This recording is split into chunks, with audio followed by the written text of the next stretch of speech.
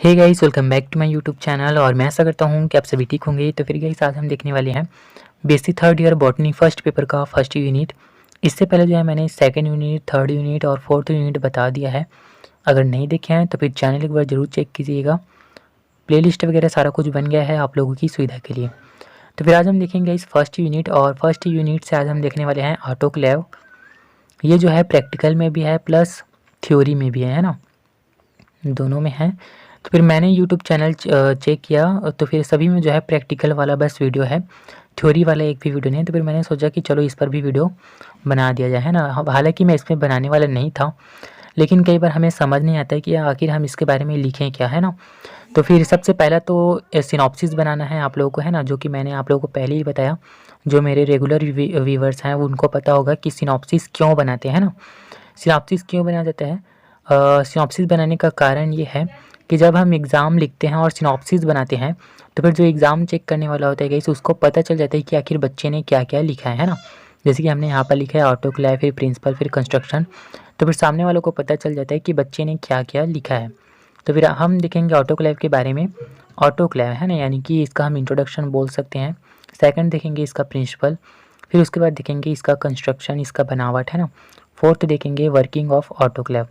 पांचवा आप ऐड कर सकते हैं इसका यूज़, है ना, ऑटोक्लेव का क्या यूज़ है वो। तो फिर वो तो मैं आगे बताऊंगा, है ना।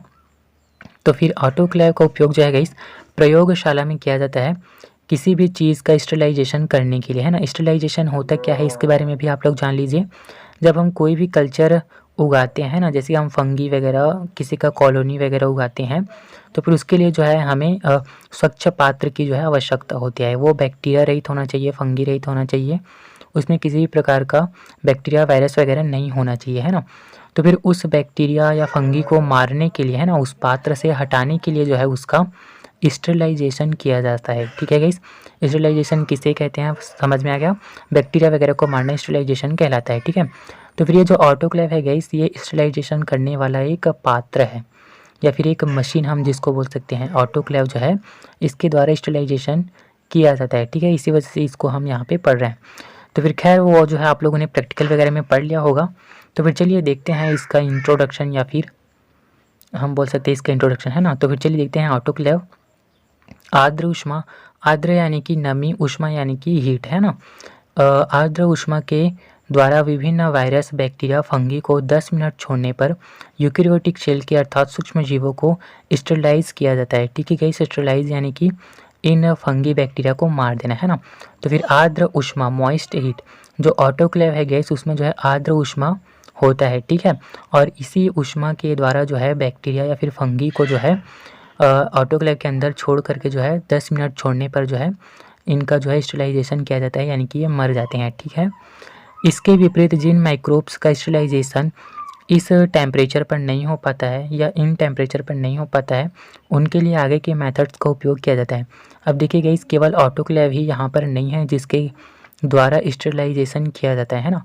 इसके अलावा अन्य भी उपकरण हैं, जैसे कि ओवन है, हॉट एयर ओवन है ना, इनके द्वारा भी जो है स्टरलाइजेशन किया जाता है। तो फिर जिन बैक्टीरिया या फंगी का स्टरलाइजेशन आर्द्र ऊष्मा के द्वारा नहीं किया जा सकता है गाइस, उनके लिए जो है अन्य उपकरण का उपयोग किया जाता है, वही यहाँ पे लिखा है।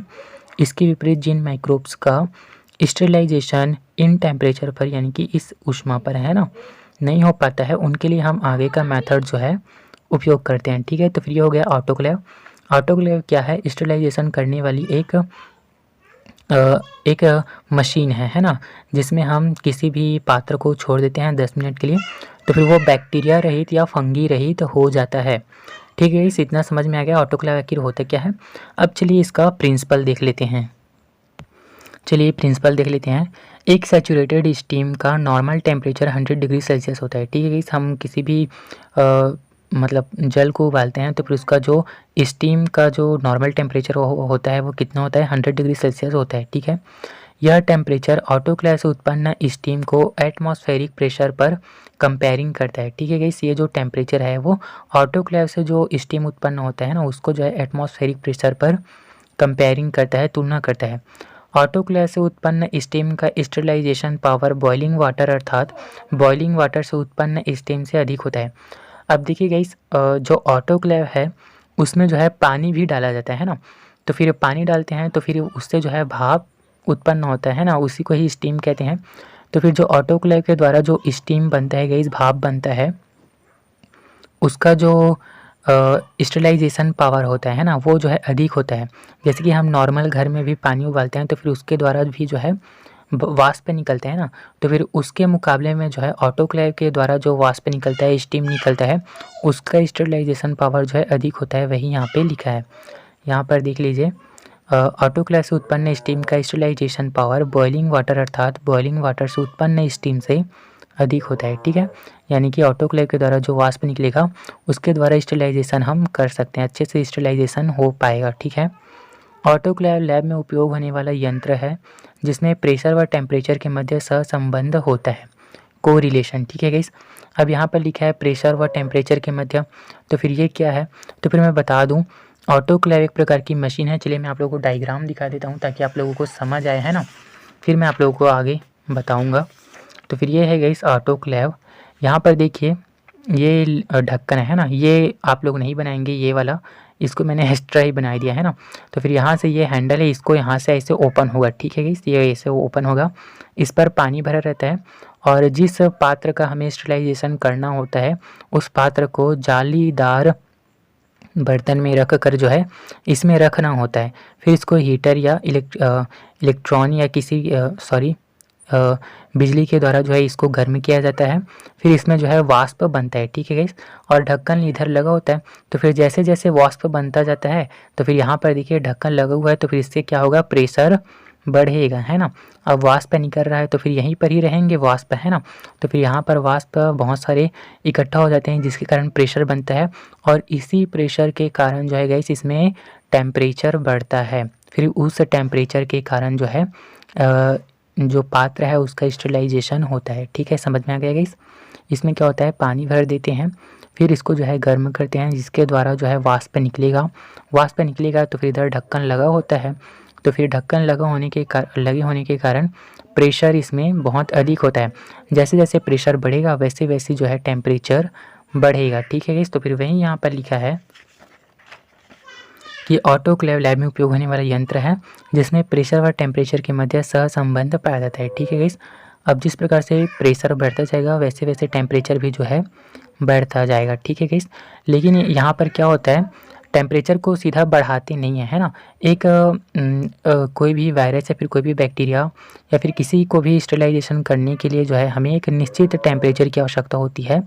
हम जब उस टेम्परेचर पर पहुंच जाते हैं तो फिर उसको जो है सेट कर देते हैं ना, उस टेम्परेचर को सेट कर देते हैं, फिर उसी टेम्परेचर पर जो है वो पात्र जो है वो स्टेरिलाइजेशन होता है। ठीक है गाइस, तो फिर ये हो गया इसका प्रिंसिपल। ठीक है, समझ में आया होगा, और नहीं आया होगा तो फिर प्लीज़ कमेंट करेंगे, मैं दोबारा बताने का प्रयास करूँगा, है ना। दोबारा भी मैं वीडियो बना सकता हूँ आप लोगों की सुविधा के लिए, लेकिन कमेंट करें तो, है ना। तो फिर चलिए आगे देखते हैं। एक थर्ड हम देखते हैं कंस्ट्रक्शन इसका, है ना, बनावट देख लेते हैं। तो फिर चलिए डायग्राम फिर से हम एक बार देख लेते हैं, है ना। तो फिर ये देखिएगा इस डायग्राम इस प्रकार से है। इसके अलावा आप गूगल वगैरह में भी सर्च करेंगे तो फिर इसका और अच्छा वाला क्लियर वाला डायग्राम जो है मिल जाएगा, है ना। ये वाला आप लोगों को नहीं बनाना है। ठीक है गाइस, ये मेरे से एक्स्ट्रा ही बन गया है। यहाँ से खुलेगा, है ना, यहाँ से बंद नहीं होगा। ये हैंडल है, यहाँ से निकलेगा। देखिए क्या क्या होता है इसमें, प्रेशर गेज होता है, ये स्क्रू होता है, इसके द्वारा इसको जो है टाइटली बंद किया जाता है ना।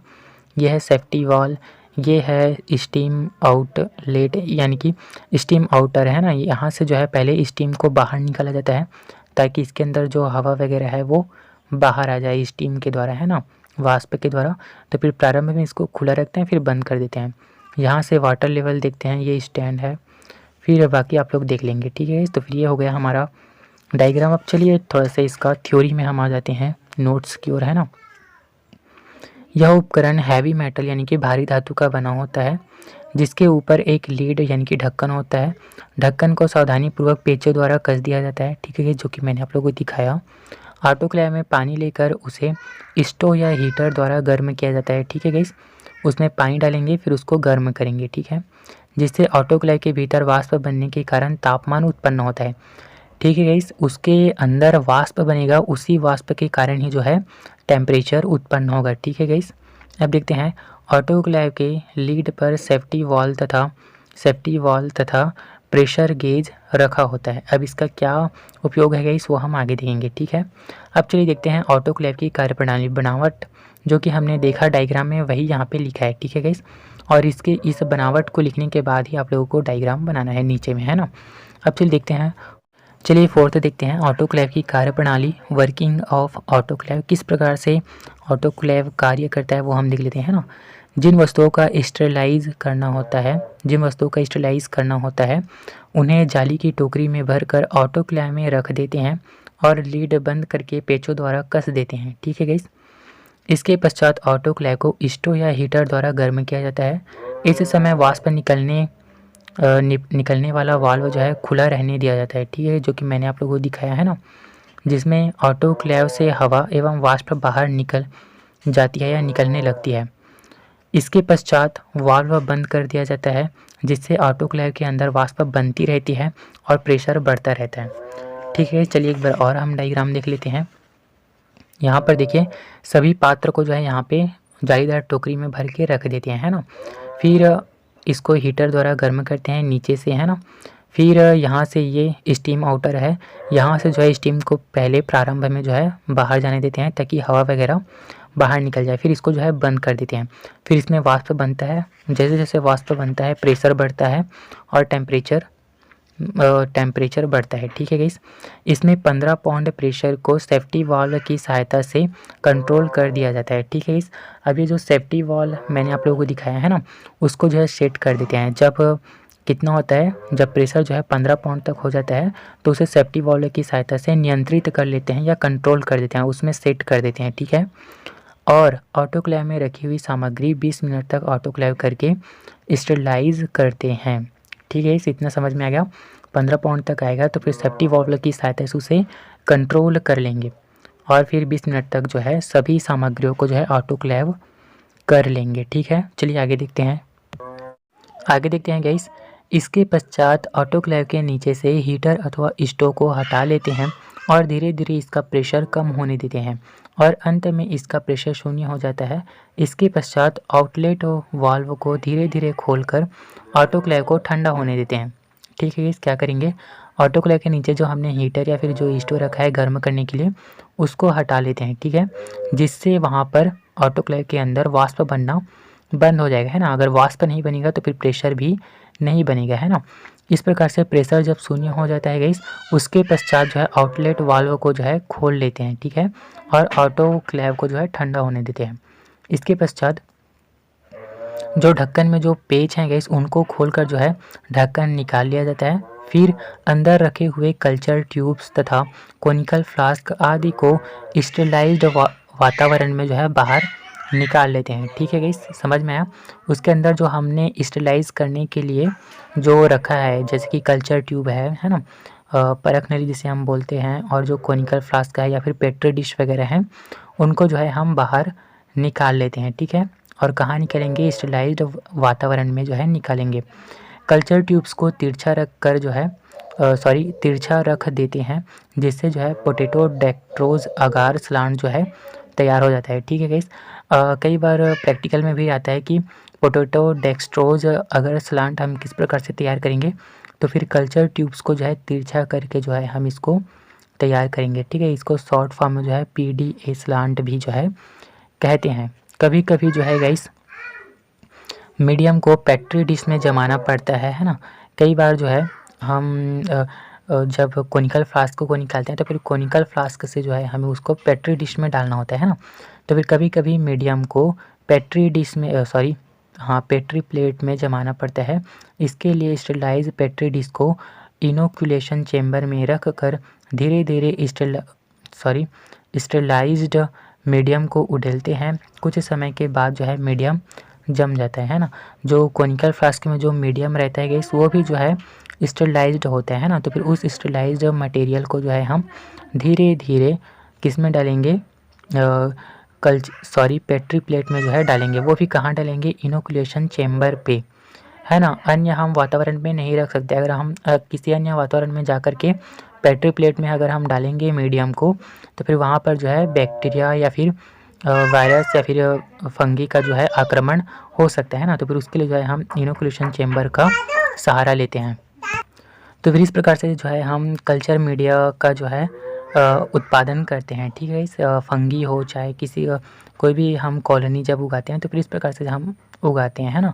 तो फिर ऑटोक्लेव का कार्य क्या होता है, पात्रों का स्टरलाइजेशन करना, है ना। स्टरलाइज क्या होता है, बैक्टीरिया या फिर वायरस रहित करना, यानी कि बैक्टीरिया या फिर वायरस या फिर फंगी को मारना, है ना। तो फिर ऑटोक्लेव एक प्रकार का उपकरण है स्टरलाइजेशन करने का, है ना। तो फिर इसका उपयोग आप लिख सकते हैं, जो कि मैंने आप लोगों को बताया। पूरा वीडियो में आप लोग को समझ आ गया होगा कि ऑटोक्लेव का उपयोग क्या है ना। तो फिर उपयोग जो है आप लोग अपने दिमाग से करेंगे, है ना। अगर सारा कुछ मैं ही बताऊँ तो फिर आप लोग जो है कुछ नहीं करोगे, है ना।